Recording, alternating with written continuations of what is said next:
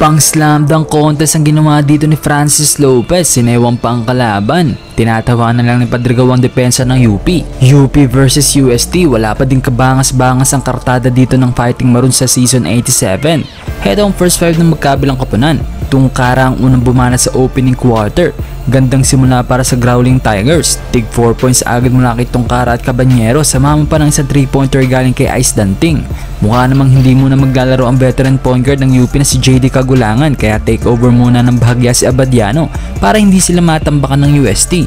Pinasok na rin ang former Batang Gilas under 16 na si Zayn Mahmood. Under 1 minute nakuha na ni Zayn Mahmood ang first point niya sa UAP mula sa isang magandang cut sa basket. Solid naman ang galaw dito ni Cal Paranada, iniwan si Alarcon. Nagtapos ang opening quarter sa score na 23-16. Sa second quarter, heto na nga ang isa sa pinakinakatakutan ng mga fans ni Francis Lopez. Ang ma-injure dito sa labis na paggamit ng kanyang leaping ability sa pag-atake ng basket. Tila nasaktan yata ng konti si Francis, pero makalipas lang ilang segundo sumalpak naman ito ng parang walang nangyari. Buti na lang ay may pagka-android din itong si Lopez, ano?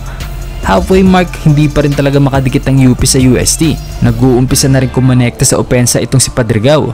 Kinalabaw naman nito si QMB ang depensa ng UST sa ilalim. Under 3 minutes nakakaubos ng hininga ang palitan ng puntos at turnovers na magkabilang koponan. Napababa na rin ng UP ang 3 puntos ang kanilang hinahabol.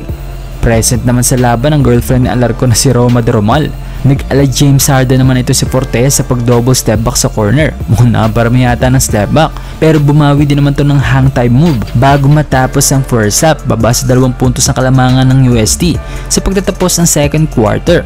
Pinapakita dito kung gaano kalakas ang inside offense ng UP, pero nakakalamang naman sila pagdating sa perimeter points. Tungkara at Cabanyero parehong double digits na.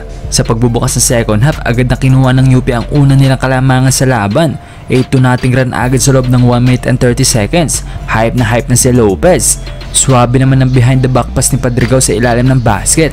Sinundan pa niya ng step back 3-pointer para mabawi ang kalamangan. Hagis namang na-shoot ni Lopez ang tira niyang to. Nagpatuloy ang palitan ng puntos sa third quarter hanggang matapos sa score na 63-68. Lumamang na ng tuluyan ng UP. Sa final quarter, nagkaroon ng problema ang UST nang maapakan nitong Tungkara ang paa ni Fortea dahilan para mapunta sa bench dahil sa iniindang sakit. 8-minute mark napasayaw si Lopez na may pasok niyang end one play na to. Umilag pa sa ere. Hindi na mapigilan ng UST ang opensibang ginagawa ni Lopez. Umakyat na din sa double digit ang kalamangan ng UP. Bumalik agad sa laban ng FSA ng UST. Hindi makapaniwala si Mark Lemit nang matawagan siya ng offensive foul sa play na to. Ganda sana, sub-sub na ang kanyang defender. Natutulala na lang tuloy si Coach Pido dahil mukhang nabaligtad na ang laban.